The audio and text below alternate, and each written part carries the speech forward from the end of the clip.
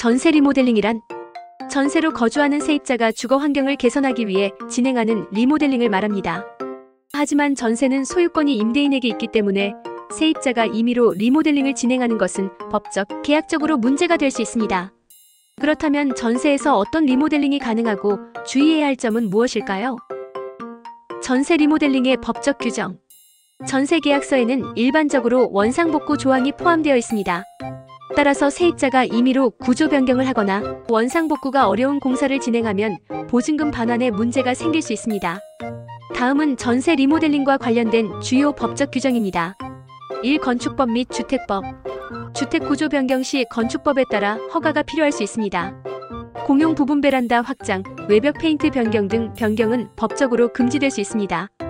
2. 임대차 보호법. 임대인은 세입자의 리모델링 요구를 거부할 수 있으며 동의를 받지 않고 진행하면 임차인에게 책임이 따를 수 있습니다. 전세 리모델링 가능 범위. 전세 계약 내에서 허용되는 리모델링 범위는 다음과 같습니다. 가능한 리모델링은 어떤 게 있을까요? 벽지와 페인트 변경이 가능합니다. 조명 교체도 가능하고요. 바닥재 변경 원상복구 조건 포함 시 가능합니다. 붙박이장 설치 시 임대인과 협의 필요한 것도 기억해주세요. 불가능한 리모델링.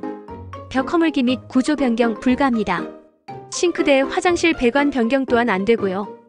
외벽 도색 및 단열 공사도 마찬가지로 안 됩니다. 창호도 교체하는 실수를 범하지 마세요. 전세 리모델링 진행 시 주의사항을 알아볼게요. 전세 리모델링을 진행하기 전에 다음 사항을 반드시 확인해야 합니다. 임대인과의 협의 필수. 리모델링 전 반드시 임대인의 서면, 동의를 받아야 합니다. 계약서 특약사항에 리모델링 항목을 추가하여 분쟁을 방지해야 합니다. 원상복구 조건 확인. 전세 계약이 끝날 때 임대인이 원상복구를 요구할 수 있습니다. 임대인의 동의 없이 진행된 리모델링은 보증금 반환에 영향을 줄 수 있습니다. 리모델링 비용 부담 주체 확인. 리모델링 비용을 누가 부담할지 명확히 협의해야 합니다. 임대인이 일부 비용을 부담하는 경우 계약서에 명시해야 합니다. 부동산 투자 관점에서 본 전세 리모델링. 전세 리모델링은 부동산 투자 관점에서도 고려할 가치가 있습니다. 특히 오래된 아파트나 빌라를 대상으로 전세 계약 후 부분 리모델링을 진행하면 주거 만족도가 높아지고 장기 거주 시 비용 대비 효과가 클 수 있습니다. 부동산 투자자가 전세 리모델링을 고려할 때 체크할 사항으로는요. 리모델링 후 전세가 상승 가능성 분석. 임대인과의 협의를 통해 일부 비용 지원 여부 확인. 원상복구 조건을 감안한 최소 비용 리모델링 계획 수립이 있습니다. 실제 사례를 통해 전세 리모델링 사례와 문제점을 알아볼게요. 전세 리모델링을 진행한 사례를 살펴보면 예상치 못한 문제가 발생하는 경우가 많습니다. 다음은 실제 사례를 기반으로 한 몇 가지 주요 이슈입니다. 첫 번째 사례는 임대인 동의 없이 진행한 리모델링입니다. 김 씨는 10년 된 아파트 전세 계약을 맺고 실내 분위기를 바꾸기 위해 벽지를 새로 시공하고 바닥을 강화마루로 변경했습니다. 그러나 계약 만료 시 임대인이 원상복구를 요구하며 보증금 일부를 반환하지 않는 문제가 발생했습니다. 이 사례에서 보듯이 임대인의 동의 없이 리모델링을 진행하면 재정적 손해를 볼 수 있습니다. 두 번째 사례는 리모델링 후 전세가 상승으로 인한 갈등입니다. 이 씨는 2년 전 전세로 입주하면서 임대인과 협의하여 주방 리모델링을 진행했습니다.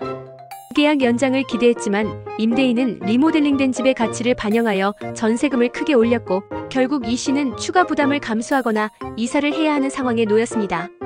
전세 계약 시 리모델링 후 전세금 인상 가능성을 고려해야 한다는 교훈을 얻을 수 있습니다. 세 번째 사례는 비용 부담 문제로 인한 분쟁입니다.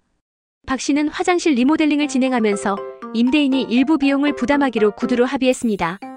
하지만 공사가 끝난 후 임대인이 부담을 거부하면서 법적 분쟁으로 이어졌습니다. 이처럼 비용 부담에 대한 사항은 반드시 계약서에 명확히 명시해야 합니다. 이러한 사례를 통해 볼 때 전세 리모델링은 신중하게 접근해야 하며 사전 협의와 계약서 작성이 필수적입니다. 자, 이제 결론을 정리해 볼까요? 전세 리모델링은 신중하게 접근해야 하며 법적 규정과 계약서를 꼼꼼히 확인하는 것이 필수입니다. 임대인과의 원만한 협의가 이루어진다면 세입자와 임대인 모두 윈윈할 수 있는 방향으로 진행될 수 있습니다. 이상 집콕 한 스푼이었습니다.